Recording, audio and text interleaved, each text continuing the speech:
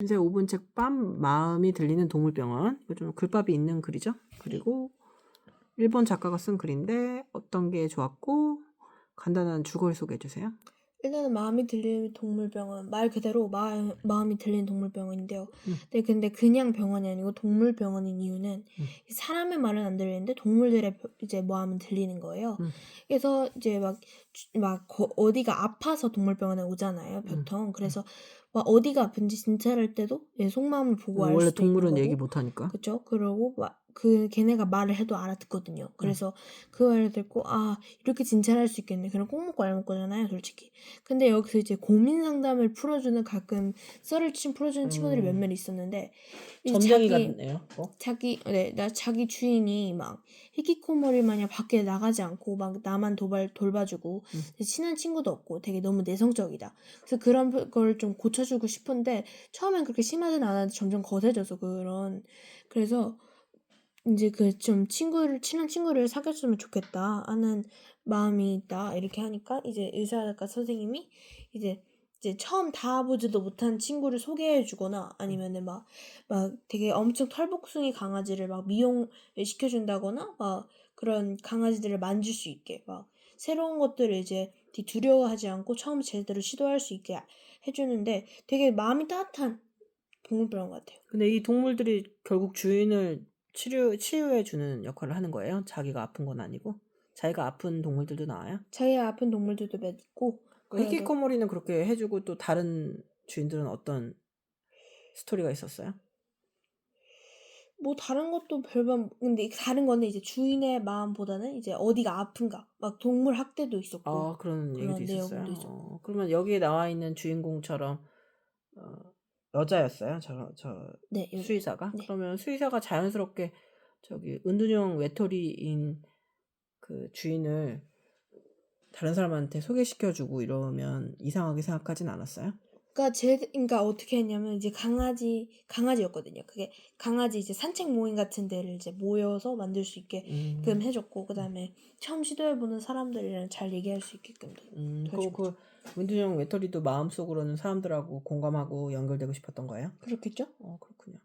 저도 그렇게 생각해요. 누군가 혼자 집에 있고 외로워하는 사람들도 결국은 수용받고 사람들하고 어울리고 싶다고 생각해요. 근데 솔직히 저는 자발적 아싸 그런 건 없는 것 같아요, 제 생각에. 아, 그냥 못 어울릴 건 못 어울린 거지 자발적 아싸는 무슨. 사회적으로 그렇게 수용을 못 받아서 상처 때문에 그렇게 된 거라고 생각해요. 네. 그러니까 원하는 반응을 얻지 못하면 아싸가 되는 건 어때요? 내가 원하는 게 있잖아요. 네. 사람들한테 네. 나를 인정해주고 있는 그대로 받아들여주고 편견 없이 봐주고 이런 걸 원하는데 사람들은 너무 바쁘고 자기만의 여유가 없고 사정이 있어서 그렇게까지 나 말고 다른 사람에 대한 얘기를 막 안까지 귀 기울이지 않거든요. 그러니까 이제 거기에 대해서 자기가 원하는 사람에 대한 인간상하고 사회에서 만난 사람하고 다를 수 있죠. 그러니까 그러면 차라리 이럴 바에 혼자 있겠다 이런 마음이 드는 걸 이해할 수는 없어요, 민서는? 아무리 그래도 사람이 에너지 받는 데는 아무리 다르잖아요. 혼자 있어도 음. 같이 있어. 그래도 어느 정도 가끔씩 사람이 기분이 꿀꿀하고 우울할 때가 있어요.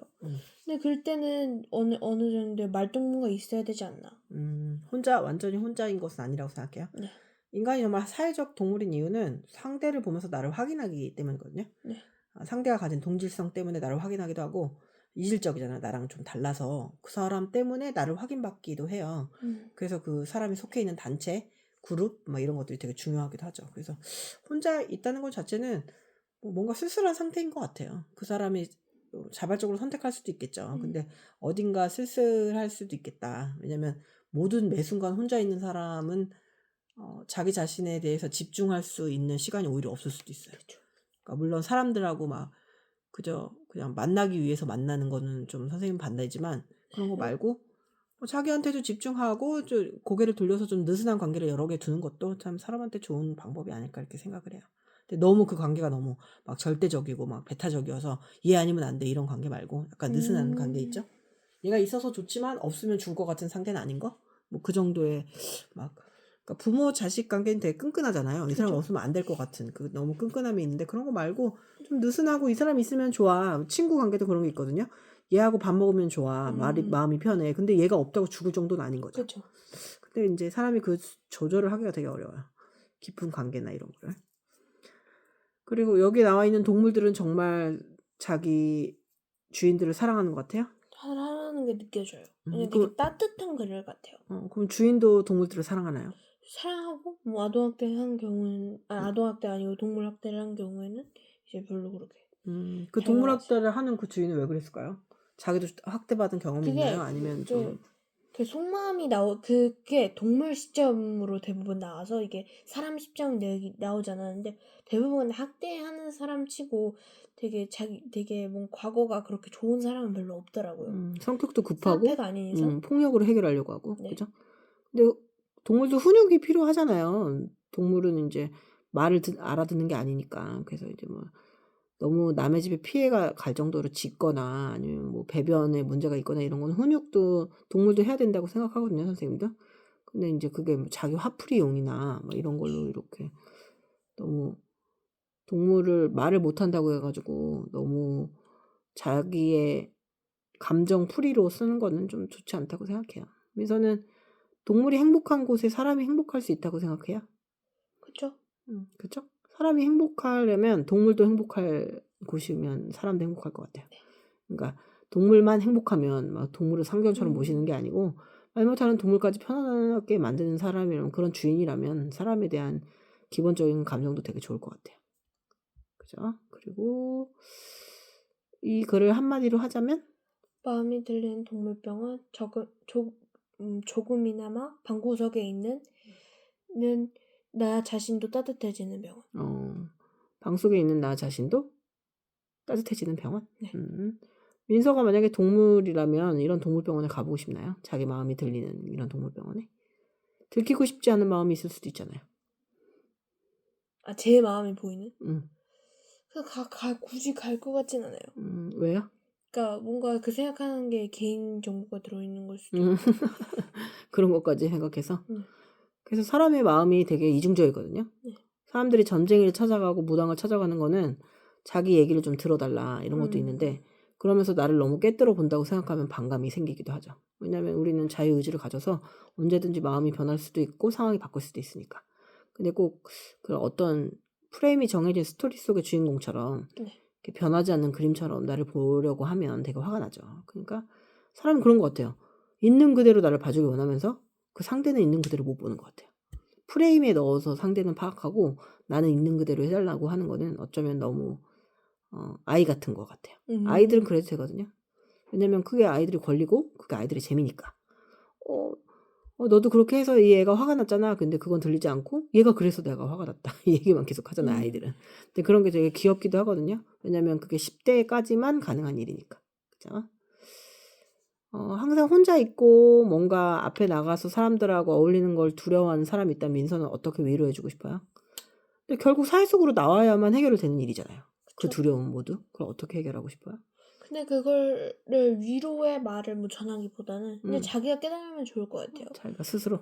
왜냐면 이게 스스로밖에 얘기해 줄 수가 없는 게 자기가 다 겪어본 일이라고 만약 얘기하는 그건 좀 아닌 것 우리는 같아요. 똑같은 걸 겪은 건 아니니까요. 네. 그죠? 이게 어떤 식의 포유류도 항상 뭔가 한계를 넘는 행동을 하거든요. 사자도 아기 사자들한테 사냥을 시킬 때 좀 위험한 곳에 사자를 밀어 넣어 보기도 하고 그리고 새도 나를 때 혼자 날게 되는 법을 가르칠 때 좀 세게 가르치기도 해요. 근데 요즘에는 누가 조금만 다치면 큰일 나는 것처럼 아이들이 슬퍼하는 걸 보면은 그냥 솔직히 혼나도 되거든요. 네. 상처받아도 되고. 근데 거기에 대해서 내가 상처받으면 엄청 클 거라고 생각하는 그런 마인드가 오히려 더 상처받는 마인드인 것 같아요. 왜냐면 그냥 세상의 구성원이고 상처는 받아도 돼요. 일부러 상처를 줄 필요는 없지만 그러면서 상처를 받으면서 배우는 게 있거든요. 이렇게 하니까 내가 나한테 상처가 되는구나. 그러니까 나 이렇게 하지 말아야 돼 하면서 이런 학습의 효과가 있기도 하거든요.